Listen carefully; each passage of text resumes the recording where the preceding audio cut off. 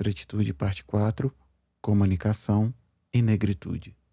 Segundo o site Significados, através da comunicação, os seres humanos e os animais partilham diferentes informações entre si, tornando o ato de comunicar uma atividade essencial para a vida em comunidade. Desde o princípio dos tempos, a comunicação foi de vital importância, sendo uma ferramenta de integração, instrução e troca mútua de desenvolvimento. O processo de comunicação consiste na transmissão de informações entre um emissor e um receptor, que decodifica, ele interpreta uma determinada mensagem. Na comunicação, um dos canais mais importantes é a linguagem, que faz com que a mensagem chegue do emissor ao receptor. Dentro desses códigos, a gente pode selecionar um que foi decisivo para a vida em sociedade, a fala. Mas para falar dela, a gente vai precisar voltar um pouco no tempo agora.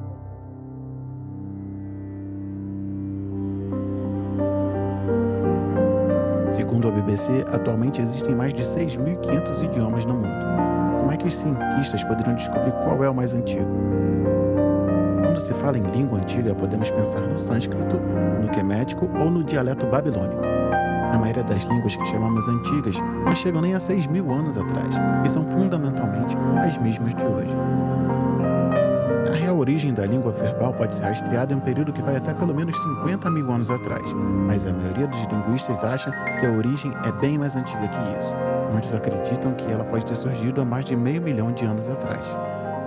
Apesar da riqueza na variedade de línguas do mundo hoje, é possível que todas as nossas línguas atuais sejam descendentes de um ancestral comum. Embora possa ter havido outras línguas fora dessa linhagem, as que vemos hoje provavelmente descendem da mesma. Mapear é possível em parte pela biologia da nossa evolução. Seguindo a teoria afrocêntrica, sabemos que viemos de uma pequena população que apareceu no coração da África. Os fósseis dos nossos ancestrais dão algumas pistas de quando começamos a conversar. O discurso, de certa forma, é uma respiração elaborada, diz Foley. Estamos respirando com enorme controle para produzir sons. Para conseguir fazer isso, precisamos ter controle muscular preciso do nosso corpo. O nosso diafragma é mais desenvolvido e tem muito mais nervos que o diafragma dos nossos parentes mais próximos e sem fala, os macacos. O resultado de ter todos esses nervos é que a nossa medula espinhal é um pouco mais grossa nessa área do corpo do que os dos macacos, e a coluna vertebral também precisa ser um pouco mais larga. Se você olhar para os neandertais, cerca de 600.000 anos atrás, eles têm a mesma expressão na coluna vertebral. Mas se você voltar 1 milhão de anos para o Homo erectus, uma espécie anterior de humanos arcaicos, essa expressão na coluna vertebral não existe. Isso nos dá a ideia de quando os homens começaram a usar a fala. Além do registro fóssil, os avanços nos estudos da área da genética também estão fornecendo novos métodos para se encontrar a origem da fala. Existe um gene chamado FOXP2, que é comum nos primatas, diz Foley, mas nós, seres humanos, temos uma versão mutante dele. As mutações desse gene poderiam explicar por que os humanos podem falar e os chimpanzés não, segundo o professor Foley. E ele diz: sabemos que ele tem um papel crucial no desenvolvimento da fala e do discurso, porque as pessoas que têm a forma não mutante do gene geralmente têm problemas na elaboração de discursos. Os neandertais tinham a mesma variação do FOXP2 que os seres humanos têm, o que reforça a teoria de que eles possuíam alguma forma de fala. Mas saber se eles chegaram a desenvolver a fala é uma outra questão. Mas dentro disso tudo, uma coisa é certa: a comunicação verbal nasceu na África.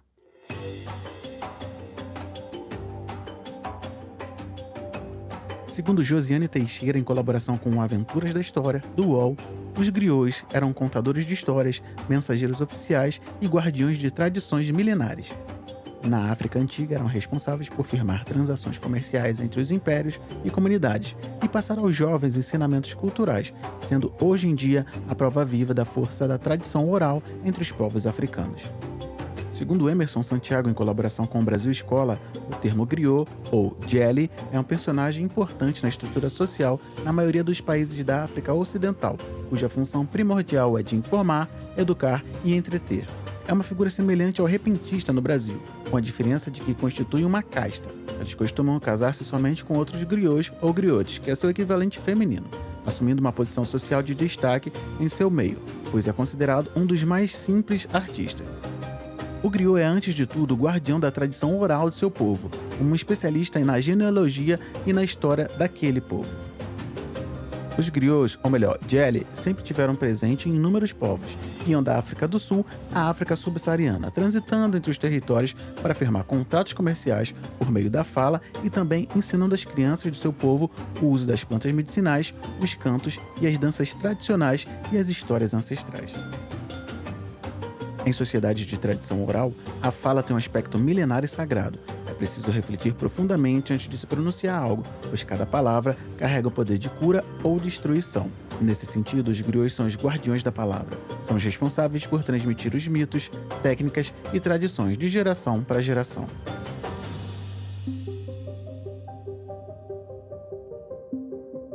O termo griot tem origem no processo de colonização do continente africano, sendo a tradução para o francês da palavra criado. Por isso agora a gente vai chamar somente de Jeli.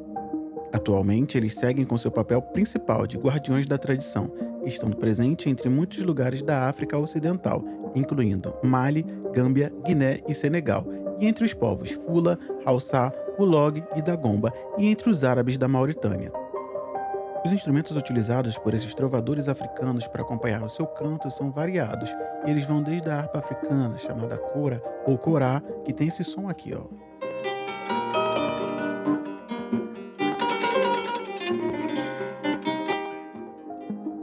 Passa pelo balafone, que parece um xilofone, e também pelas guitarras africanas. Ainda segundo Emerson Santiago, do Brasil Escola, além do valor cultural que tais personagens possuem no contexto social africano, sua música é, de certo modo, base para boa parte da música negra que se desenvolveu na América do Norte, em especial o blues. Muitos músicos modernos do Mali, Guiné e Níger, influenciados pelas linhas melódicas do Jeli, ao mesmo tempo pelas novidades do estrangeiro, acabaram por adotar a guitarra elétrica, aproximando-se mais ainda do som do blues. E foi assim que, em 1950, a primeira Jeli gravou um disco em 78 RPM. Seu nome era Cone com Maré. Não tem como falar dos Jeli sem falar do local principal, hoje em dia, onde eles são encontrados: o Senegal.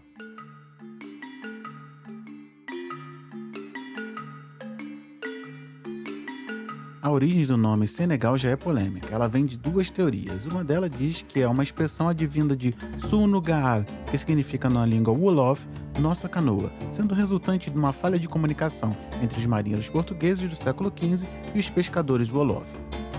A teoria da nossa canoa foi popularmente adotada no Senegal moderno pelo seu charme, sendo frequentemente usada para invocar um sentimento de solidariedade nacional, por exemplo, a expressão "estamos todos na mesma canoa".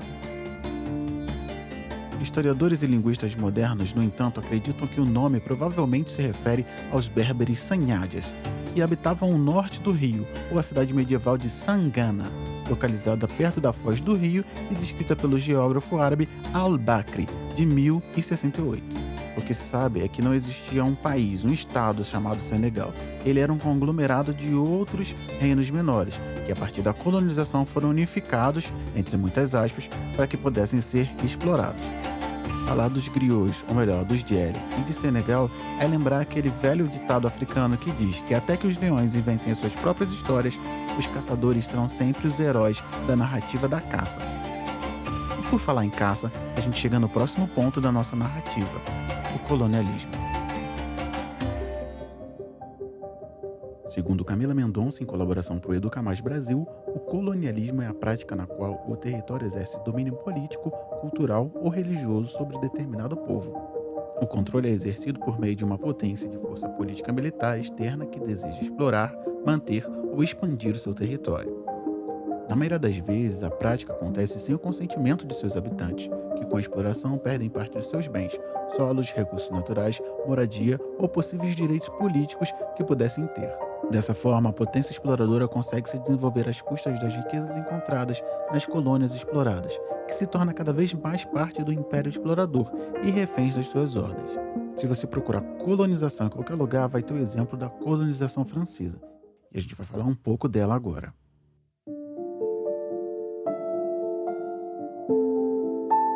No século XV, a França chegou à África basicamente através do Senegal, após disputas com Portugal e Grã-Bretanha. O projeto colonial francês se baseava na premissa de levar civilização aos povos menos favorecidos, fazendo com que o progresso atingisse os mais distantes rincões. Na verdade, se pensava em expansão populacional e territorial, como a gente vai falar um pouco mais adiante. Futuramente, as colônias francesas teriam o status de território francês, fazendo assim jus a alguns privilégios, entre aspas. Em um modelo de política desenvolvimentista que buscava agregar aos colonos os símbolos e modelos franceses, sobrepujando quaisquer subjetividades das diversas composições do povo africano, instituindo-se assim uma nova nacionalidade, digamos, subjetiva. Nas últimas décadas do século XIX, o Senegal integrou a África Ocidental Francesa. Parte dos senegaleses que habitavam as cidades tinham direito à cidadania francesa. Em 1946, a medida se estendeu à totalidade do país e ele foi elevado à categoria de território ultramarino da França. Esse movimento de associação de territórios ultramarinos possibilitou aos ex-colonos, entre aspas, o trânsito à metrópole. Esse movimento gerou a grande maioria dos pensadores e construíram a crítica ao colonialismo. E é sobre isso que a gente vai falar agora.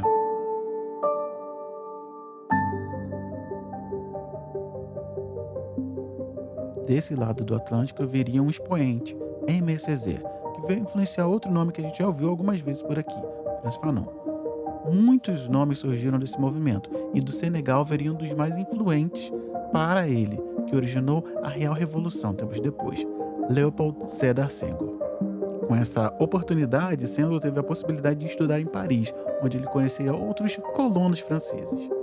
Lá em Paris, ele teve contato direto com Aimé Césaire, que impulsionou uma série de estudos e gerou um movimento que mudaria a história africana pós-colonial de uma vez, o movimento Negritude, e é dele que nós vamos falar. Você consegue sequer imaginar levar para a academia o encontro de pensadores, filósofos das colônias francesas que até pouco tempo atrás eram escravizadas e os africanos nativos que foram explorados sob o jugo colonial? Você tem noção que a metrópole trouxe para casa todo o arsenal anticolonial que podia, povos explorados de ponta a ponta da América e da África. Inclusive, tinha movimentos contra isso, que além do preconceito sabia que era uma questão de tempo até esse barril de pólvora explodir. E ele aconteceu, o movimento Negritude. Esse movimento foi tão potente que, após ter noção da sua força, Aimé Césaire abandonou qualquer estudo anterior que tinha feito a respeito do colonialismo. Ele desistiu porque era muita coisa para a cabeça dele, só tinha dali para frente. Segundo o site Quilombo Hoje, abre aspas, considera-se o marco inicial do movimento Negritude a publicação em 1932 da revista Legítima Defesa por um grupo de estudantes antilianos, aqui das Américas, no Caribe. A revista não passou do primeiro número porque eles sofreram represálias, inclusive dos seus compatriotas mais conservadores. Contudo, ela influenciou definitivamente o grupo que veio a seguir e fundou a revista L'Étudiant Noir, o estudante negro em francês. Além da revista, o grupo desenvolveu uma intensa atividade, organizando reuniões, exposições, assembleias, publicando artigos e poemas em outras revistas, conseguiu fazer o mundo enxergar que existia sim uma cultura, uma civilização africana. Aimé Césaire ficou maravilhado e surpreso ao ouvir Léopold Sédar Senghor falar da África jamais sonhada pelos negros da diáspora. A África dos doutores de Tombuctu, do Império Assante, das Amazonas de Dahomey. A África cuja música não era feita somente por tambores, ela era cantada por griots, com seus sofisticados instrumentos, como o cora. A principal motivação do movimento Negritude foi o ódio à potência e à nacionalidade africana, fazendo com que a reunião dos estudantes tornassem apenas estudantes negros e não negros em diáspora. Essa união, esse movimento colocaria por fim o termo colônia e fazia com que suas subjetividades se juntassem em um conceito só, estudantes africanos. A reivindicação da africanidade na França fez com que isso gerasse muita comoção. Desse movimento, Jean-Paul Sartre, um pensador da época, disse o seguinte: o que pensáveis, pois, quando retirasseis a mordaça que tapava essas bocas negras? Que elas vos entoassem louvores? Sartre condensa nessa colocação a subversão africana, a gratidão que ela esperava por esses colonos por estarem trabalhando e aprendendo na metrópole. Negritude é um movimento que condensa a totalidade dos valores africanos onde quer que eles estejam, sejam na África, seja na América ou seja em qualquer metrópole que se meta a querer domá-la. Logicamente, o movimento recebeu críticas. Um nigeriano disse: o tigre não precisa proclamar sua tigritude, ele salta sobre a presa e a mata. Essas palavras foram de Wole Soyinka. É importante salientar que um dos aspectos mais provocativos do termo é que ele utiliza para forjar o conceito a palavra negre, que é uma forma pejorativa de intitular os negros em francês, em lugar do vocábulo padrão noir, que é muito mais politicamente correto. Segundo Senghor, a negritude é o conjunto de valores culturais da África negra. Para Césaire, a palavra é uma negação, uma repulsa ante a assimilação cultural, repulsa por uma determinada imagem do negro tranquilo, incapaz de construir uma civilização. O cultural está acima do político.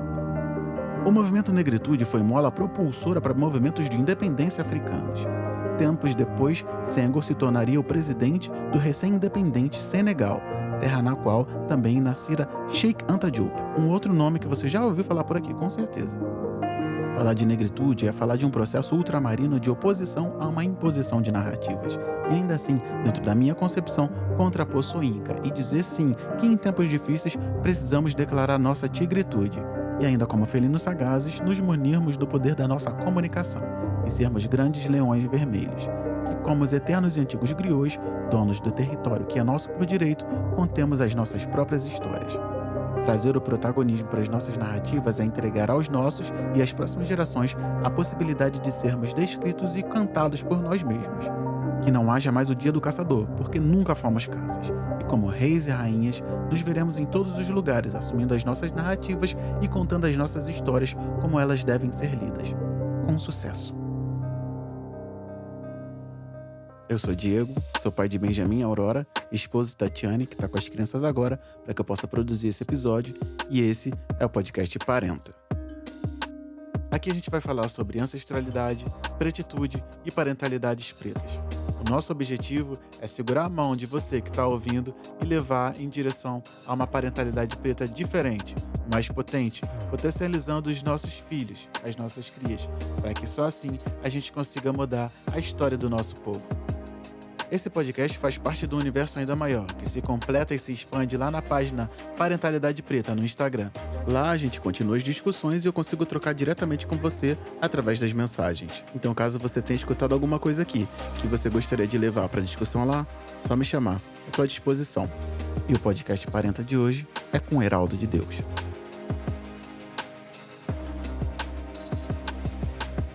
Bom, eu sou homem preto de pele não retinta, eu tô de barba, cabelo grande, com um fone à minha frente, atrás de mim um tecido africano. Estou usando uma blusa preta com microfone e um fone. Eu sou um homem negro de pele retinta, cabelo black power, barba. Estou usando uma camisa vermelha com um assentamento de Exu estampado no peito. Hoje é segunda-feira. Dia de camisa aberta. Massa. E quem é Heraldo de Deus nesse rolê todo? Heraldo de Deus é um ator, roteirista, diretor. Muita coisa profissional na minha vida vem desse lugar de ser ator. Eu sou um menino criado por vó, né? Fui criado com a minha avó, Dona Paula, até os 25 anos de idade, ou seja, até 10 anos atrás eu fui criado com ela, vivi com minha avó. Uhum. E a partir dessa minha vivência com a minha avó é que hoje eu vivo muita coisa, né? Porque minha avó era uma grande griot, assim, ela era uma grande contadora de histórias, né? Nossa. Ela falava histórias da família, ela falava as histórias que ela... Enfim, eu não lembro de um momento com a minha avó em que ela não estivesse contando uma história. E acho que ela me despertou essa paixão por contar histórias. Mesmo que sem perceber, eu acho que eu sofri muita influência dela por essa coisa de contar histórias, né? Então, seja atuando, seja escrevendo um roteiro, seja dirigindo, seja como pai. Sim. Eu tomei gosto por essa coisa de contar histórias a partir dessa minha vivência com minha avó. Mas tava realmente curioso para saber como é que você ia definir essa questão do criado por vó. Porque eu também sou não criado, né? Minha avó foi muito presente, é muito presente na minha vida, inclusive hoje em dia, já vendo os bisnetos, inclusive. Mas eu queria saber muito como é que você desenvolvia isso. E ia da maneira mais legal, né? Colocando ela como uma griot. Legal, muito bacana isso, de verdade. Uma grande contadora de histórias, assim, ela... Enfim, minha avó, na vida, diversas coisas, mas uma das coisas mais lindas, assim, que eu acho que dá a trajetória dela, né?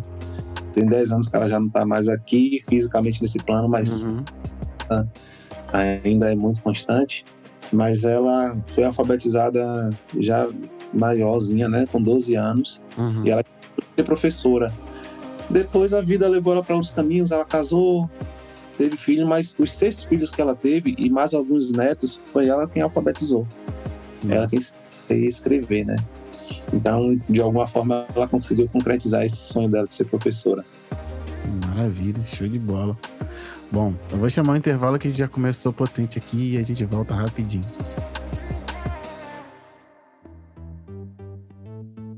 Podcast Parenta número 11, e eu queria agradecer você que está aqui comigo desde o começo e dar as boas-vindas para você que chegou com o Heraldo. Esse episódio é oferecido pela Priscila Bartá, que passou a contribuir a partir do último episódio. Então, Priscila, muito obrigado, esse episódio é seu. Como eu sempre faço aqui, eu falo rapidamente da campanha de financiamento coletivo que eu cadastrei lá no apoia.se/parenta. Lá tem alguns detalhes de como é que você pode ajudar esse projeto a ir mais longe. Com valores a partir de R$10 mensais, você me ajuda a pagar o Zoom, que é o software que eu uso para gravar a entrevista que você vai ouvir daqui a pouquinho, e quem sabe poder pagar pelo uso de algumas trilhas sonoras um pouco mais profundas, que vão ajudar a gente a compor as introduções como a que você ouviu agora há pouco. Então é isso, a trilha está mudando, chega lá no apoia.se/parenta. Vamos para a entrevista.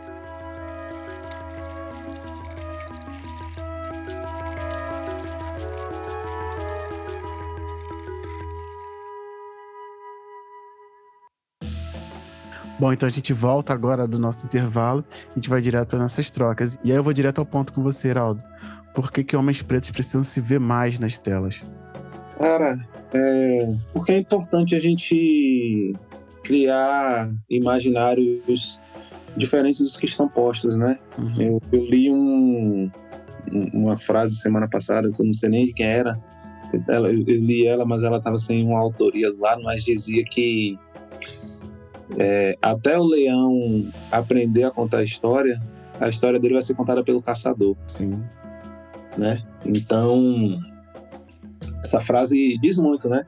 Se a gente não tá contando histórias, não tá criando esses imaginários, principalmente sobre homens negros, que a gente sabe que um histórico de representações negativas, não só nas telas, né? Na vida em geral. Então, se a gente está propondo essas narrativas novas, né? Se a gente não é esse leão que está contando a nossa história, a gente vai continuar tendo a nossa vida contada pelo nosso algoz, né? Por quem está nos caçando. Então, por isso que eu acho muito importante que homens negros se vejam nas telas e se vejam para além dos imaginários que estão aí massificados e amplamente reproduzidos, né? Se vejam num lugar de afeto, né? E até se tiver dentro desses imaginários, mas com uma profundidade, né? Eu estava conversando, semana passada teve uma trend no Instagram dos vilões. Sim. E aí eu coloquei assim um dos vilões de Luke Cage, né? Boca de Algodão. E era incrível, porque uma das coisas que mais me tocou, não só no vilão da primeira temporada, que foi o Boca de Algodão, como na segunda temporada, é que eles tinham uma história profunda, né? Tem todo um histórico ali, uma sensibilidade dentro daquela vilania, daquela maldade que aquele personagem tinha. Então, o Boca de Algodão, o cara era malvado, ele dava amor que tirava dentro das pessoas, mas o cara era um exímio pianista, adorador de música, fã de Notório. O outro tinha todo um background de histórico familiar que levou ele a tomar as atitudes que ele estava tomando, assim. Então, é importante, né, que até dentro desse imaginário a gente construa um novo imaginário, né? Que a gente dê profundidade, que a gente avance nesses históricos, né? E é por isso que eu acho que é importante que homens negros se vejam nas telas e se vejam com novas perspectivas. No massa, o que você traz porque é justamente isso, né? Até um pouco tempo atrás, e aí trazendo novamente essa questão, esse ponto que você falou da história ser contada pelos leões, eu trago isso para muitas coisas, e até falei disso num dos últimos episódios. Eu falando assim, quais as narrativas que a gente está querendo performar, inclusive como pais, né? A partir de pontos de vista embranquecidos. Então, você fala, beleza, vai colocar um cara preto na tela, mas composto por quem, né? E é legal que você traz isso da profundidade, é colocar realmente matizes dentro desse aspecto. Falei assim, não, beleza, a gente tá aqui, mas por que a gente não tá performando a nossa vivência, a nossa realidade e tal? É muito do que eu sempre vi acontecendo, né? O cara sendo montado como personagem por uma pessoa branca, que não entende a vivência, não consegue dar profundidade. E bacana você trazer isso. Isso até casa, né, com a próxima pergunta que eu tinha proposto para você, que era como é que a sua paternidade ajuda nisso, nessa construção e nessa profundidade que se propõe a dar, não somente a visão em si, mas a todo esse processo. É o direito a ter subjetividade, sabe? Porque esse direito a ter subjetividade, a ter escolhas, a ter, enfim, variações do nosso ser, ele também nos é muito negado, né? E a minha paternidade ajuda muito nisso, porque, assim, a partir do momento que eu me tornei pai, só contando a história assim, né? Quando meu filho nasceu, ele teve umas complicações, ele veio para casa, ele teve umas complicações, voltou para o hospital, ficou 15 dias internado. Eu precisava pegar um primeiro tratamento de um roteiro, né? E eu terminei de escrever esse roteiro no corredor da maternidade, enquanto eu estava fazendo visita para ele, porque eu chegava lá 10 da manhã, saía 10 da noite. Sim. Durante 15 dias foi assim, eu e a mãe dele nesse processo, né? E aí acho que muito da história, né, que se tornou esse curta assim com fitas, ela nasce ali naquele momento, né? Do desespero, assim, da preocupação com a saúde dele, mas também de uma esperança, né, de uma vida que tinha acabado de chegar há alguns dias, e com toda a energia e a empolgação que isso pode trazer, né? Mesmo eu fiquei 15 dias, nesses primeiros 15 dias de vida dele, acho que eu peguei ele no colo umas 3 vezes, assim. Peguei nos 2 primeiros dias em casa, e quando ele estava internado, ele ficava na incubadora, aí o máximo que eu podia era passar a mão, passar um dedo nele, e a mãe mais que pegava, né? Porque dava mama, então para ele também se ir adaptando com a mama, né? E saindo da fórmula. Mas foi muito louco, assim, né? E aí eu ficava lá do lado de fora, escrevendo esse roteiro, fazendo os últimos ajustes. E é isso, né? Eu acho que me tornar pai ajudou muito em diversos aspectos, assim. Enfim, quando a criança nasce, a gente fica com aquela preocupação inicial, né? O que eu vou fazer para cuidar dessa vida? Sim. Né? O que eu vou fazer para dar de comer? A gente começa essa preocupação. Eu tive várias noias, assim. Enfim, acho que comecei a fazer terapia depois do nascimento dele, porque, enfim, entre idas e vindas na vida, mas retornei, assim, depois do nascimento dele, porque também eu tive um pensamento, assim, muito forte na minha vida, né? Eu sempre fui artista, né? Eu não me lembro de outro momento da vida que eu não fosse isso. Já pensei em ser outras coisas, já tentei, mas a arte, ela sempre acaba me puxando. E aí, quando ele nasceu, eu estava com um trabalho temporário no estado. E aí, quando ele tinha uns 6 meses de vida, esse contrato acabou. E eu fiquei, eu preciso fazer uma escolha agora. Se eu vou ser um cara que vai ficar realmente fazendo esses trabalhos burocráticos e ser um frustrado, ou se eu vou entregar para o meu filho, até profissionalmente, o melhor que eu posso ser. Então, eu enveredei por esse caminho de tentar viver de arte. Né, com toda essa montanha-russa de emoções que é viver de arte no Brasil, entre os sobes e desces, entre as sazonalidades, mas enfim, eu entendi que ele também me impulsiona a fazer essa escolha, sabe?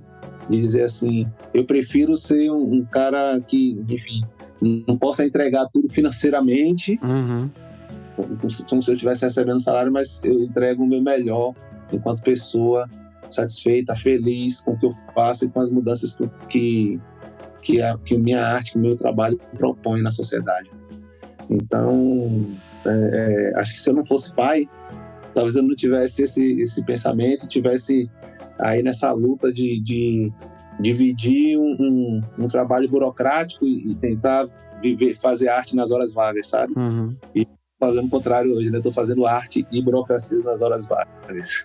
Não, massa. E acho que legal quando você traz isso.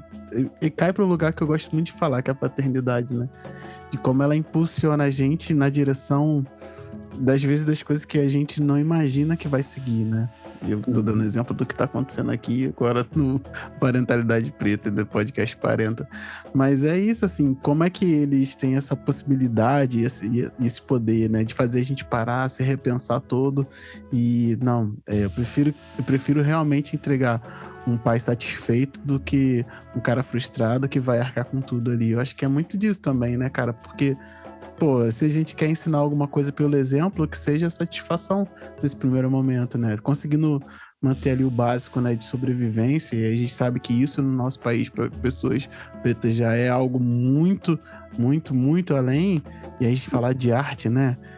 Pô, cara, eu acho que é a utopia, né? A gente sempre vai querer algo bem mais acima, tô falando financeiramente, que eu queria estar em tais condições. E, tipo, pô, você tá sendo sincero de apresentar ao seu filho o seu ofício de uma maneira digna, né? Então, pô, por que não, né? Eu acho que é muito disso também. E aí, quando você fala, eu tava ali fechando o roteiro com ele na incubadora, eu também acho importante, porém cruel, né? Porque também chama atenção, assim, de como as coisas não podem parar quando a gente tem filho, né? Eu acho que a gente fica sem escolha, às vezes, né?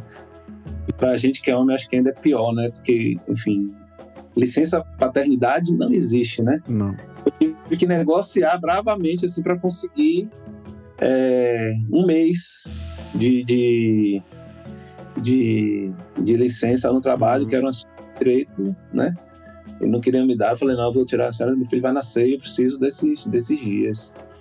E aí, calhou, foi o tempo dele internado, assim, eu consegui 15 dias, foi os 15 dias dele internado, mas no final de semana eu voltei a trabalhar.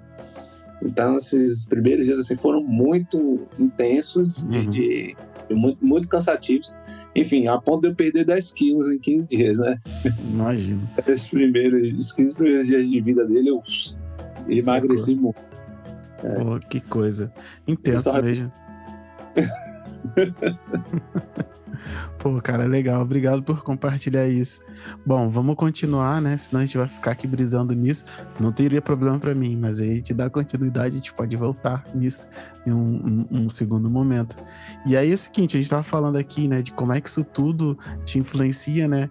E aí eu queria saber de você como é que, na via contrária, né? Como é que você faz pro seu filho entender o acesso à arte? Como é que você faz com ele hoje para que ele entenda que também é para ele, que ele também tem direito, que ele pode apreciar, que aquilo também é plausível para ele? Nossa, Heitor, ele tem uma coisa muito bacana, que ele é muito musical, né? E aqui em casa, se você chegar aqui, você vai ver que tem instrumento, tudo que é canto.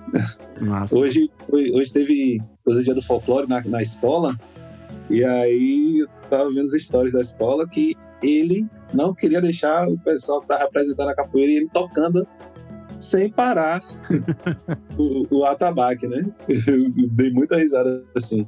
Mas assim, a casa aqui tem muito instrumento musical.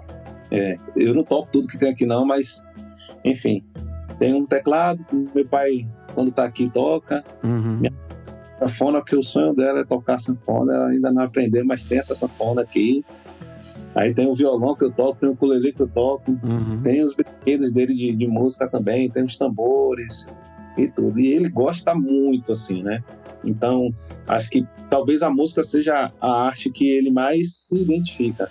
Inclusive, eu fico observando assim, eu falei, nossa, ele entra no tom direitinho, tá? Não sei o quê. Quando tá brincando assim, eu já fico percebendo, né? Que ele tem uma escuta bacana pra música. Então, acho que primeira de todas as coisas já é essa, assim. Filme ele não se liga muito, mas ele se liga muito em música, em desenho animado. Ele curte assistir, né? E, enfim, teatro, a gente tem começado a levar ele. Ele foi muito bebezinho, uma vez me assisti, acho que ele nem lembra, acho que ele tinha 1 ano e pouco. 1 ano para 2, assim. E aí ele foi me assistir uma vez no espetáculo que a gente fazia na rua. E recente, que agora eu te levou ele para ver, porque tinha o Rei Leão, então ele... E é uma coisa que ele para, assim, é uma criança que não é muito de parar quieto, sentado, mas chegou no teatro, assim, ele ficou sentadinho assistindo o espetáculo todo, a gente ficou admirado, assim, olha, prestou atenção, assistiu, de bonito e tal. E assim como com as coisas que ele assiste na TV, né? E aí, essas coisas que ele assiste, a gente tenta sempre colocar uma coisa que tenha uma representatividade, assim, sabe? Então, se é o desenho, né, os personagens negros, histórias que propõem a diversidade, que respeitam a diversidade, né? Dentro de todas as coisas que a criança tem acesso, obviamente, né? Enfim, hoje em dia a criança, como um amigo meu fala, nativo digital, então mexe no controle remoto com a facilidade que um controle número nem letra, mas a criança mexe com uma facilidade que é impressionante. Verdade. Mexe melhor do que minha mãe. Ele ensina ela como é que faz as coisas. Quando ela assistindo, ela, meu Deus, como é que isso tá lento assim? Era ele que tinha mexido na velocidade do vídeo. Então, entre todas as coisas que ele tem acesso, mas a gente sempre tenta colocar uma coisinha ou outra ali que tenha uma representatividade, a gente procura isso. Livros também, né? Ele é um leitor voraz, aprendeu a ler sozinho no meio da pandemia. Nossa. E aí a gente sempre também pega um livro ou outro que tenha personagens com os quais ele possa se identificar, né? Possa se ver. Eu acho que isso é importante. Por exemplo, uma coisa que a nossa geração não teve tanto, ou não teve mesmo, e que a gente já está podendo propiciar isso, tá? Por conta de uma mudança de mentalidade mesmo. Não, real. Até para enxergar que ali tem lugar para ele, né? Sim. Eu acho também que é muito importante a gente proporcionar isso para os nossos filhos, porque tira desse local, né? Até de inalcançável da arte, sim, né? Da arte em todas as suas expressões. Quanto mais gente preta a gente vê, quanto mais representada a gente se sente, melhor, né, cara? Não adianta, por mais que a gente vai fazer aula disso, fazer aula daquilo, vai ver isso, se não vê uma pessoa da cor dele, como ele, ali em cima, já não tem essa ideia clara, né, de que, pô, não, eu também posso estar ali. Acho que é bacana e ter o pai ali na frente já é algo que bota isso em outro patamar. Às vezes tem um evento na escola, traga a criança fantasiada. A gente sempre procura uma fantasia que tem uma representatividade, sabe? Carnaval ele foi de grande para a escola. Massa. Hoje foi folclore, né? Tipo, capoeira. A gente sempre tenta, enfim, trazer essas referências assim. Traga uma imagem de um ponto turístico. Eu falei, vamos levar o Jardim de Alá para a escola. Para entender, isso aqui é um ponto turístico porque isso aqui, a história é essa, o Jardim de Alá. Os malês iam para lá, rezar, né? Para lá. Os negros muçulmanos que foram escravizados aqui. Então, são coisas que a gente vai, nos mínimos detalhes, trazendo para a criança também, né? Para que ela possa entender. Cresce de forma lúdica também, né? Que já esteja intrínseca ali na vivência, né? Você está ouvindo o podcast Parenta, aqui, no Parentalidade Preta. E aí a próxima pergunta é, qual a importância da relação de vocês dois nessa construção? O que você leva para ele? Você já até falou de como é que interfere ali, e como ele vai se apresentar, o que ele vai levar para os lugares onde vai.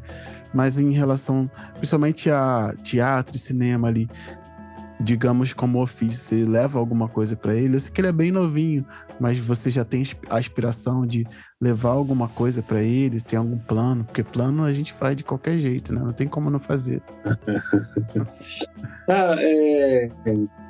Heitor, ele recentemente foi diagnosticado com autismo, né?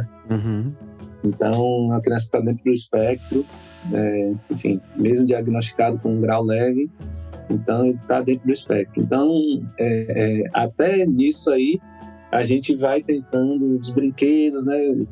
Tem o hiperfoco, assim, adora um quebra-cabeça, música. Então, essas coisas a gente vai trazendo essas referências, né? Por exemplo, acho que o cantor que ele mais gosta de escutar é Gilberto Gil. Ele pede para ouvir Gilberto Gil. Massa.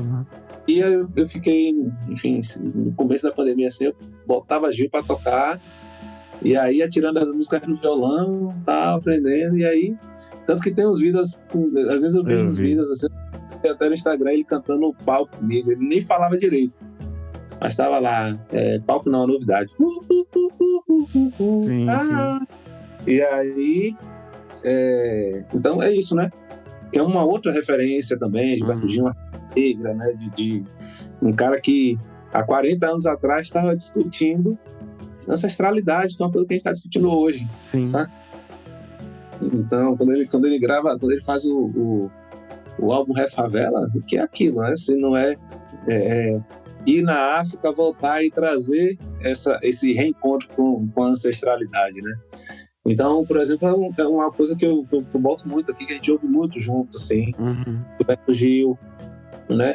E, enfim, as músicas também que falam sobre a diferença, o Mundo Bita tem isso, bacana. Sim, sim. O Bob Zoom também tem umas músicas que falam sobre isso, né? E, assim,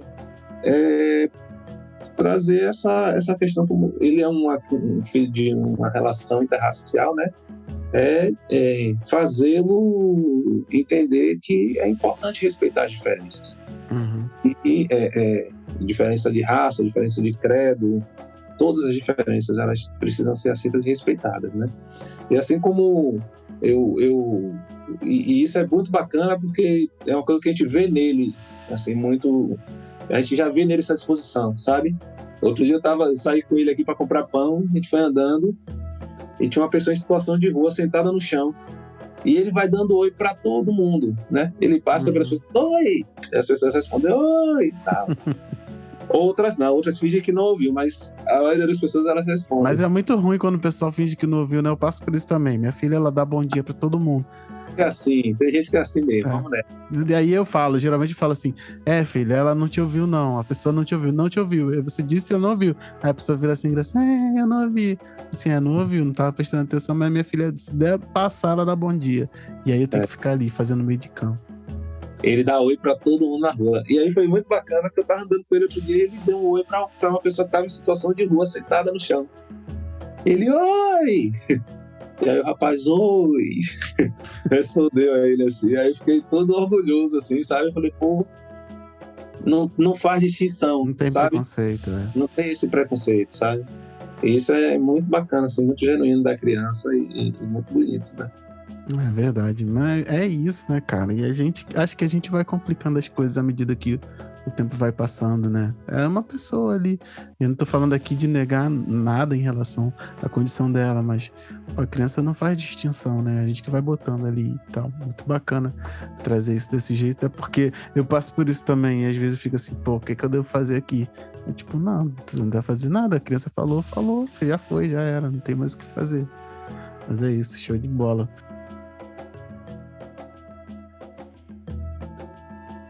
Bom, vamos para a nossa próxima pergunta, que ela volta ali um pouco para essa questão da tela, né, das telas de cinema, arte, enfim. O que você acha que seria diferente se meninos pretos se vissem mais nas telas? Na nossa geração, se a gente se visse mais nas telas, a gente hoje teria um avanço, né, diferente do lugar que a gente está hoje, né? E acho que atualmente já há uma melhora nesse aspecto, acho que ainda pouca, mas já há uma melhora, mas acho que é importante que para essas crianças, né, se elas se vissem mais na tela, elas iam poder se entender melhor, né? Eu acho que muitas questões assim que eu tive, por exemplo, na minha vida em relação à autoestima, elas aconteceram porque eu era um cara que consumia muito TV, mas eu não conseguia me ver ali. Então, e aí o que aconteceu?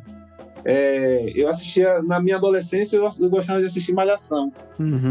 E aí teve o Ícaro Silva, o personagem de Ícaro Silva. E o personagem de Ícaro Silva entrou e ele não conseguia ficar com ninguém. E era igual a mim. Aí eu falei, pronto, essa é a minha vida mesmo. A gente não tinha esse lugar, essa representação. E era, assim, a gente era muito parecido. Magrelo, de Black Power, né? O estilo de andar, a roupa e tal, eu era muito parecido com aquele personagem que ele fazia, que era Rafa. Sim. E Rafa não conseguia ficar com ninguém na novela. Meu Deus do céu, eu ficava isso. A minha vida é essa, eu tô fadado a isso. Então, se a gente tivesse uma variedade nessa representação, né? Com aquele menino negro que também consegue ficar Sim. com alguém, um casal negro, né? Sim. Então, se a gente tivesse a oportunidade de ver essas coisas, eu acho que isso auxiliaria a gente a construir um imaginário positivo, né? Eu acho que é isso. A gente assistia a Cidade de Deus e via crianças, jovens negros passando por todos aqueles perrengues. A gente assistia, era sempre essa estética, né, da marginalização, estética da fome, né? Era pelos olhos dos nossos algoz. E aí, quando acontecia uma representação minimamente positiva, ela ainda esbarrava nessas outras questões de autoestima da gente, né? E aí eu acho que essa é uma grande importância de fortalecer, de valorizar a autoestima dessas crianças, desses meninos pretos, para que eles possam se ver e se identificar como parte de um mundo diverso, com suas subjetividades, com suas potencialidades, com suas fraquezas também, né? Não só não ser aquele que pode tudo, mas também aquele que não pode nada, né? Mas aquele que transita entre esses dois espaços, do poder e do não poder. Não, real. E aí, como qualquer narrativa de outra cor de pessoa, né? Que você vê todos os tipos, o engraçado, o triste, o palhaço, tem todo mundo. E aí, quando você trouxe exemplos aí maravilhosos, que eram pouquíssimos estereótipos, né? Eu acho legal quando você dá os exemplos que você trouxe, tipo um casal que se formou de pessoas pretas, tá ligado? Quão surreal isso era pra essa época, de simplesmente botar isso na tela, sabe? E apresentar possibilidades. Eu acho que isso é muito bacana. Quase um movimento de Sankofa falando, né, desses meninos de lá de trás, né? A gente queria falar um pouco desses daqui de hoje, mas eu acho que o ciclo se repete, porque não adianta, a gente continua se vendo muito pouco, fazendo coisas diversas, plurais também, né? Outros tipos de meninos pretos, mas eu acho que é muito importante. Você tocou num ponto muito legal, trouxe uma reflexão muito boa, que é de narrativas possíveis, né? E que a gente possa apresentar. Não adianta hoje a gente estar falando isso aqui e ainda continua tendo muito pouco. Beleza que hoje a gente apresenta ali os desenhos aos nossos filhos, mas será que essa construção ela vai mudando para a hora que eles forem os adolescentes e de repente tenham que se ver ali nas telas, nos locais onde tem referência, que é que eles vão ter contato mesmo, como narrativas possíveis, né? E aí eu não quero te comprometer ou te enrascar. Você sabe hoje alguma referência desse movimento que está acontecendo? Você teria alguma para dar, assim, de representatividade nas telas ou alguma coisa que você tenha visto ultimamente que está trazendo isso? Cara, eu sou do cinema, né? Então, recentemente eu tive num festival em Vitória e eu vi um filme muito bacana, que inclusive é de um diretor branco, que é um filme que eu não vou lembrar o nome dele agora. O nome do nome do diretor é Lucas. E o filme de Lucas tinha uma coisa muito massa, né? Que ele disse que fez um processo de 6 meses com jovens vizinhos dele, né? E, enfim, adolescentes negros, e esses jovens contando essas histórias da vida deles. E aí ele foi criando o roteiro do filme de acordo com o que esses jovens traziam das vidas deles. E aí é muito bacana como você vê, sabe? Um jovem que não acreditava na imagem que a NASA divulgou do planeta Júpiter, e um outro jovem que achava que ia ser militar. Quer dizer, eles estão em vários lugares, esses meninos desse filme, sabe? Em diversos imaginários. Não é puxando sardinha pra mim, não, mas o meu próprio curta também, ele tem uma coisa nesse aspecto que é muito bonita, porque são dois meninos negros. Não sei se você já teve a oportunidade de ver os 5 fitas. Depois não. eu posso... mas está disponível na Wolo TV, né? Então está disponível gratuitamente, qualquer pessoa assistir. Vou deixar o link então aqui na descrição. Mas o 5 fitas ele tem isso também, que é bem massa, porque são 2 meninos negros que resolvem fugir de casa para ver uma festa popular na cidade de Salvador com seus próprios olhos, que ela vai em Bonfim.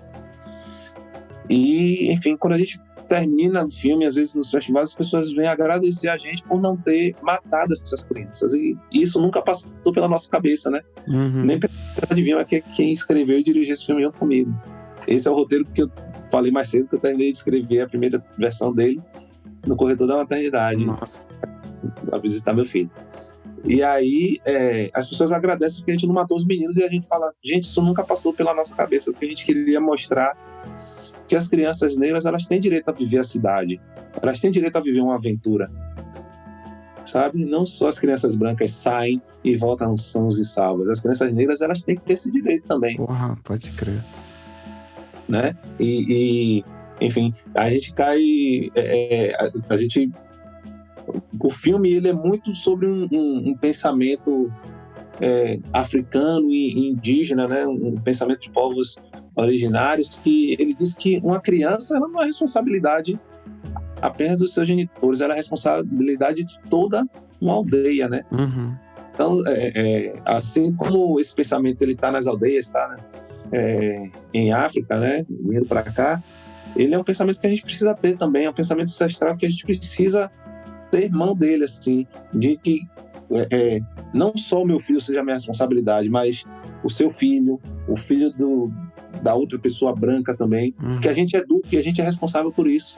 Uma vez eu passei por uma situação, quando eu frequentava a igreja, que era uma gincana, e aí a pessoa pegava, era uma brincadeira que pegava uns bonecos e tal, e pegava um objeto e a criança ia contando uma história. E aí a menina pegou uma boneca que ela tava com o cabelo muito crespo, né? Essas bonecas loiras, mas ela tava com o cabelo muito maltratado, assim. Não que crespo seja maltratado, né? Mas a menina tava com o cabelo... da boneca. E aí falaram assim, porque aquela boneca com o cabelo ruim, a menina contando a história. E aí tinha um homem lá que ele apontou pra mim. Tipo, como se tivesse um tom jocoso, dando risada. Porque eu também tava com o meu Black Power. E aí depois, tipo, foi pra minha equipe contar a história, né? Eu falei, eu vou. E aí eu comecei a contar a história, e aí, tipo, do nada a moça pegou um pente. E aí quando ela pegou um pente, aí eu, tipo, dei a resposta pra ele assim, falei, com esse pente, esse jovem penteava o seu maravilhoso cabelo Black Power. Tipo, falei, dei a resposta ali na gincana, aí todo mundo já gostou, e depois eu falei com ele, você tem que tomar cuidado, porque você é responsável também por educar essas crianças. Se você fica fazendo isso aqui, essas crianças negras, você vai causar um problema na autoestima delas, e as brancas vão achar que estão no direito de fazer o que você fez comigo, né? Então, essa responsabilidade, né, que a gente tem pelas infâncias, né? Pelas infâncias que a gente gera, por aquelas que são nossas crias, mas por todas as infâncias, né? É uma responsabilidade de toda uma aldeia, de fato, cuidar.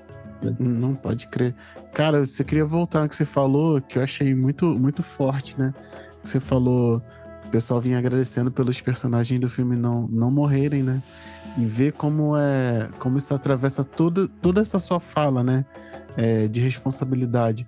Tipo, até não matar essas crianças no filme, né? No roteiro em si, traz essa responsabilidade, tipo assim, não vamos mostrar que também não tem só essa narrativa. E como é que as pessoas ainda se surpreendem quando não veem? Eu entendi o ambiente do filme e momentos de plenitude, né? E como é que você vai esperar que eles morram no final simplesmente porque estão ali plenamente, tá ligado? E você traz, não, pô, a responsabilidade de mim, inclusive, não matar. É justamente essa mensagem, né? Você vai passar, não, a gente pode ser simplesmente pleno aqui e tá tudo bem, né? Não precisa morrer no final dessa parada. Muito, muito, muito forte, de verdade, assim. Porque, não forte porque não morre, mas porque as pessoas vêm agradecer por não ter matado, cara. Vê que lugar comum é esse, né? Acho que casa bem com essa... O exemplo que você trouxe do filme casa muito bem com essa história que a gente tá tecendo aqui nessa conversa, né? Show de bola. Obrigado por trazer isso, porque realmente ainda não tinha acessado esse local. Bom, então a gente vai para a última pergunta agora. Essa aí é por sua conta, né? Então eu queria saber de você quem é o Heitor. Eu queria que você falasse um pouco dele pra gente, pra quem tá ouvindo. Heitor é um menino lindo, carinhoso, inteligente, que adora a música, que adora a família, que adora brincar, que adora se divertir, que adora correr, deixar um espaço aberto, meu Deus do céu. Sai desesperado correndo. E é uma criança que acho que ele trouxe um frescor assim para nossa família, sabe? Depois de muito, assim, minha mãe teve 6 irmãos, né? E exceto o irmão mais velho dela, a única que tem neto é minha mãe, né? Então, trouxe um frescor assim de vida para a família, sabe? A luz desligou aqui, deixa eu ligar outra. E aí ele trouxe um frescor de vida para a família, sabe? E foi muito desejado, muito esperado, né? Muito planejado. E assim, por mais que eu e a mãe dele hoje a gente não tenha mais uma relação, né, de casal, mas assim a gente soma muito assim para a criação dele. E acho que ele sente muito isso, sabe? Ele sente muito isso e gosta muito disso, assim. Então é uma criança cheia de atividades, né? Porque uma criança que está dentro do espectro como ele precisa ser estimulada. Então às vezes eu fico com pena, coitado, porque são muitas demandas de segunda a sábado.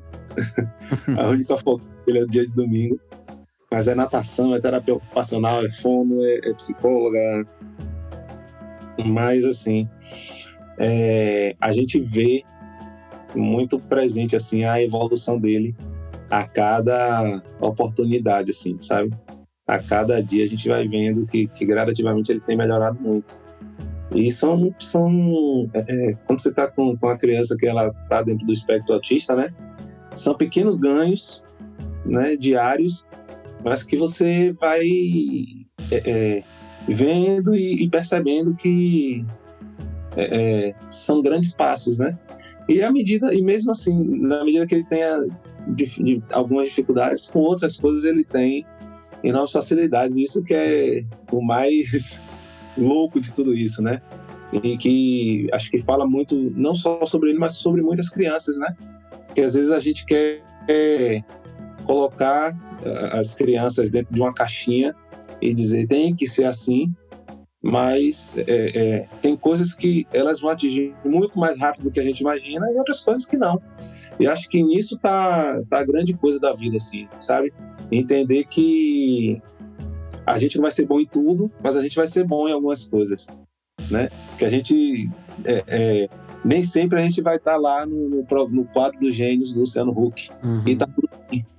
Verdade. Então, acho que isso é o mais bacana, assim, que o meu filho tem, sabe? Porque eu vejo que ele tem uma inteligência muito aguçada e apurada para muita coisa. Para percepção musical, para cantar, para dançar,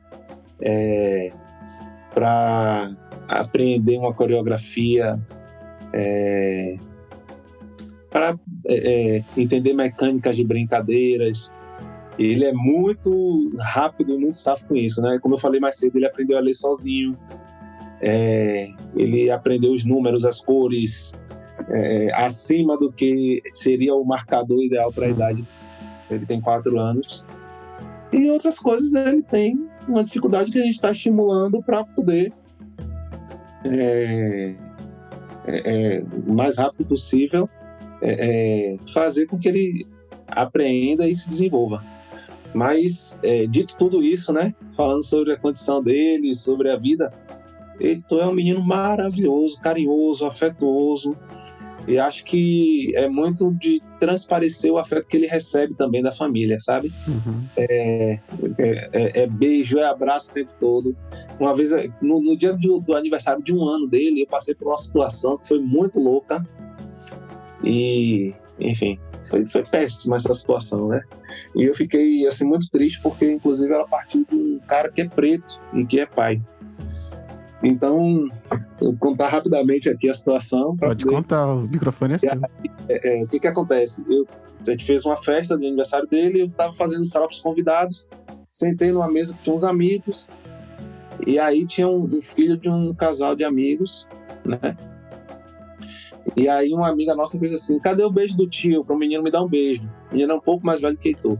Aí o menino veio me dar um beijo e o pai fez: só em mulher, homem não. E aí eu, tipo, dei aquela olhada assim, de estranhamento, né? Levantei e falei: vou aqui. Saí para não ter uma discussão mais acalorada naquele momento, né? Mas entender que, enfim, não só eu como homem, o menino podia me beijar, como ele também. Ele tá, às vezes, se privando de dar um beijo no filho, sabe? Uma coisa simples, porque ele é um homem e acha que o filho dele só pode beijar a mulher. Então, enfim, a gente recai sobre diversas questões aí, violências de gênero e tudo mais, mas é entender que é preciso que a gente mostre afeto para essas crianças, sabe? Sim. O caminho do afeto é sempre muito importante. O meu pai, por exemplo, ele teve 12 filhos, né? E depois de muito tempo na vida, eu consegui entender que às vezes aquele momento que meu pai não podia me dar atenção, porque ele precisava dar atenção a um outro irmão meu. Dentro desses 12 filhos, 4 relações diferentes que ele teve. Mas uma coisa que ficou muito marcada na minha vida era que meu pai, ele nunca deixou de beijar a gente. Era um beijinho na testa que ele dava, em todos os filhos. Sabe? Então foi alguém que, enfim, ele é alguém, né? Ele ainda tá vivo. Mas ele é um cara que ele é muito do afeto, assim. E como ele era com a gente, ele é com o Heitor hoje, assim, sabe? Cadê o beijo do vovô? Deixa eu dar um beijinho na testa, sabe? Isso é muito massa. Eu fui na psicóloga com o Heitor, a psicóloga fez: é incrível como ele respeita seu pai tem um domínio sobre ele, é impressionante, não sei o que. Ela ficou conversando assim comigo, eu falei: ah, que legal. Mas é isso, né? É isso que eu acho que o Heitor tem mais bacana, assim, que é esse afeto, esse carinho, sabe? Com todo mundo. Sabe, uma criança que sai dando oi na rua, independente de quem seja, que quer falar, quer abraçar, quer beijar. Eu acho que isso é o mais bonito, assim, dele. E, enfim, é isso, né? Falando em linhas gerais e linhas muito específicas também sobre tu, ele é essa criança. É assim que um filho transforma um pai, né, cara? Um homem em pai, né? Na real. Show. E legal que eu perguntei de Heitor, você falou de um monte de gente também, então você vê que leva junto uma galera, né, cara? Não tem como não se afetar. E eu gostei que você usou essa palavra afeto, justamente por isso, né? Não afeto como um sentimento, mas como um verbo, né? De afetar todo mundo. Vai lá, encosta todo mundo, traz reflexões, sensibilidades, toca todo mundo, né? Eu acho muito importante. Eu gosto muito de entrar nessa seara quando a gente fala de filho, porque nem sempre é uma coisa muito, muito boa, muito legal, muito tranquila. E eu não tô falando de fato de ser ruim, não, de ser intenso, porque eu geralmente falo isso em muitas das trocas que eu levo, né? Um filho, e aí eu tô falando com e para homens pretos, né? A paternidade acho que é o maior atravessamento que o homem preto pode passar na vida. Vai passar por várias questões, mas a paternidade, porque se ele não parar, ele fizer essa reflexão, vai ser algo muito complicado. E eu não vou nem comparar aquele cara que fala que não pode dar um beijo em outro homem. Mas se você tem um mínimo de consciência, né? Não tô nem querendo falar aqui por cima da sua fala, mas quando a pessoa tem um mínimo de consciência, vai um pensamento que eu tenho, que eu não tenho medo do filho dos outros, na real, eu tenho medo do pai dessas crianças, porque são essas crianças que vão lidar com os nossos filhos, né? Você falou que tem uma proximidade de idade bem pequena, e aí quando traz pro afeto, o que uma pessoa insegura como essa não vai passar pro filho, que vai lidar com os nossos filhos, né? E a gente ainda tá falando de afeto. E aí, quando Heitor for continuar sendo carinhoso, que pegar que tiver uma oportunidade com esse menino, com esse pai por perto, que será que não acontece, né? Por isso que eu acho que a gente precisa... Menino, enfim, né? Por isso que eu acho que a gente precisa sempre discutir muito. A gente vai falar um monte de coisa a respeito de paternidade e tal. Se a gente não entrar em afeto e se a gente não entrar em masculinidade, vai ser uma conversa que a gente não vai levar para lugar nenhum, saca? Acho muito legal você ter trazido esse ponto. Voltando ao que você falou do afeto, um monte de gente junto, né? Vai você, seu filho, seu pai, o tio, o cara, enfim. Em tudo em torno de um pilar, que é o que a gente está conversando aqui, que é a paternidade. Não fosse você ter um filho, e como isso tudo te atravessa de maneira boa e ruim, te traz, a gente não estaria conversando e não estaria refletindo a respeito desse ponto. Muito bom. Gostei, muito legal que você trouxe. Eu estava conversando semana passada sobre isso, né? Eu tive a oportunidade de entrevistar Mônica Cunha. Massa. E aí a gente estava conversando sobre isso, né? E depois que eu me tornei pai, os meus 2 grandes medos são eu morrer e não poder e deixar meu filho sem pai, ou eu perder meu filho e não ver ele crescer de alguma forma, sim, né? Pela perda dele, né? Sim. E entendendo essa complexidade que é ser um homem negro e ter gerado uma criança negra também. Né? Então isso desperta um medo na gente, desperta um medo a ponto de não me deixar nem mais responder quando, por exemplo, eu sofro uma abordagem policial mais truculenta, assim. Sim. E eu, tentar me centrar e respirar, assim. Sim. Em outros momentos eu peitaria, qual foi? Tal, mas, sabe, acho que essa figura da criança e de pensar no meu filho me faz, sabe, respirar. Sim. E entender que, enfim, eu preciso voltar para casa, né? Exatamente, só isso, voltar para casa. Pode crer.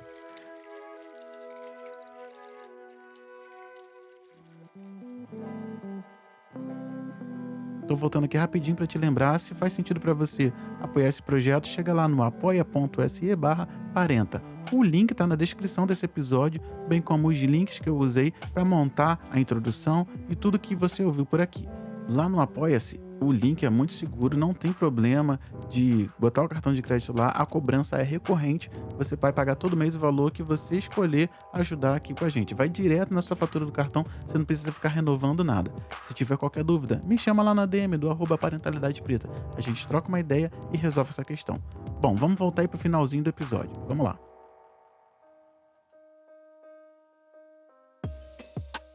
Então a gente volta agora no nosso intervalo e a gente vai para a última parte do podcast. E eu queria saber de você, Heraldo, qual conselho que você dá para pais e mães que estão criando crianças pretas? Cara,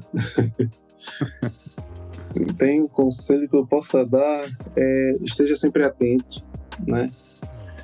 E eu vou dar esse conselho porque o meu filho, como eu falei, né, ele é fruto de uma relação interracial, então ele nasceu com a pele mais clarinha. Eu falei assim, olha, ele vai talvez sofrer menos racismo do que eu. Mas meu filho tinha 1 ano, eu estava levando ele para a creche e, mesmo que aquela mulher tenha sido muito sutil, ela sugeriu, numa conversa com uma outra pessoa, que ela não se reportou a mim, porque se ela se reportasse a mim, eu diretamente colocaria ela no lugar, né? Mas ela sugeriu para uma outra pessoa que meu filho estava causando uma infestação de piolho na escola. E ainda, além do racismo, né? Ela acabou sendo machista, porque ela falou, tem mãe que não cuida. Quer dizer, quem cuida do cabelo dele sou eu. E outra coisa, não era ele que estava levando piolho para a escola, né? E aí ela disse assim, chegou um aviso. Eu falei, poxa, chegou esse aviso mesmo, eu não peguei ele na escola. Onde será que chegou? Minha mãe não me falou nada, a mãe dele não me falou nada. Então, estar sempre atento, porque por mais que a gente esteja mudando, né, a gente está mudando a passos muito curtos, e o racismo está aí. E eu sei, porque eu senti na pele, a violência que o mal que o racismo causa para crianças e adolescentes, né? Então, nos espaços em que eu estive inserido, eu posso lembrar de momentos desde a minha primeira infância até a minha adolescência dentro do ambiente escolar em que eu sofri racismo. Sofri racismo pequeno. Eu lembro quando eu estava tomando banho que eu queria ficar coberto pela espuma porque eu achava que aquele era o jeito de ficar branco. Até quando os meus amigos, entre aspas, né, os meus colegas de turma, criaram um time só de futebol, só com gente branca para disputar o campeonato da escola, porque eles queriam comprovar a supremacia da raça ariana. Então, desde a primeira infância até a adolescência, né, a idade adulta, a gente vai lembrando de episódios em que a gente sofreu isso. Então, é importante estar atento, sempre. Não adianta a gente também romantizar, porque essas violências, elas estão aí. E a gente não quer ver os nossos filhos passando por essas violências. Ao mesmo tempo, a gente também não é Giovanna Albanca e Bruno Gagliasso. A gente tem que pensar muito na hora de agir. Pode crer. Essa situação, inclusive, que aconteceu com ela, me lembrou uma que aconteceu comigo também na minha infância, em que minha mãe depois ainda recebeu um recado da professora dizendo: violência só gera violência. Quer dizer, tirou a minha mãe como uma raivosa, enquanto minha mãe só estava me defendendo, né? E respirar com calma e estar atento sempre. Eu acho que essas são duas coisas muito importantes, mas eu acho que a maior de todas elas, que eu já falei aqui mais cedo, é carinho, afeto, sabe? Crianças pretas precisam de carinho e de afeto num mundo em que nega isso muito para elas. Então, se dentro de casa isso já é ofertado, ela vai estar pronta e apta a não se assustar quando ela receber o afeto também de fora, né? Diferente da gente que, enfim, às vezes não vivencia isso em determinados espaços, e quando você chega e recebe e é recebido de uma outra forma, você se assusta, né? Uhum. Então, não poupe, não economize a oferta de afeto para essas crianças, para que elas também possam propulsionar, né, e distribuir afeto para o mundo. A gente precisa de um mundo com mais afeto mesmo. Até para que elas saibam onde elas não estão recebendo, né? Com certeza. Porque acho que isso é o pior. Imaginar, eu vou fazer esse recorte sim, para quem tá ouvindo a gente. Eu vou fazer para meninos pretos, porque eu tenho um filho, eu tenho 2 filhos, uma filha e um filho, para que eles entendam que, de repente, aquilo que está sendo apresentado não é afeto, é outro tipo de sentimento, outro tipo de sensação, e que não venham se subverter pensando que estão recebendo afeto de alguma forma. Isso atravessa muitas narrativas. Então, conhecendo o que é afeto, eles vão conhecer também o que não é. E talvez não se prender em relações onde ele não exista, né? Acho que é importante isso. Também não queria ficar aqui complementando sua fala, mas eu precisava falar isso. Certeza. Massa. E a última... A partir disso, a gente vai valorizar a autoestima, vai empoderar essas crianças, vai permitir que elas, enfim, acessem outros espaços que também nos foram negados, o que a gente não conseguiu. Tá? Eu acho que dando esse entendimento de mundo para elas, né? Exatamente. Bom, e a última pergunta é se você queria deixar alguma mensagem para alguma geração futura que venha ouvir a gente daqui a alguns anos, alguns séculos, enfim. Você queria deixar só a marca aqui para quem vem ouvir a gente em algum lugar no espaço, no tempo. Gente, Poxa, tem uma frase que eu escutei uma vez num filme, Jamaica Abaixo de Zero. Melhor de todos. Pô, adoro esse filme, já assisti N vezes. Só perde pra Moonlight, mas depois a gente conversa.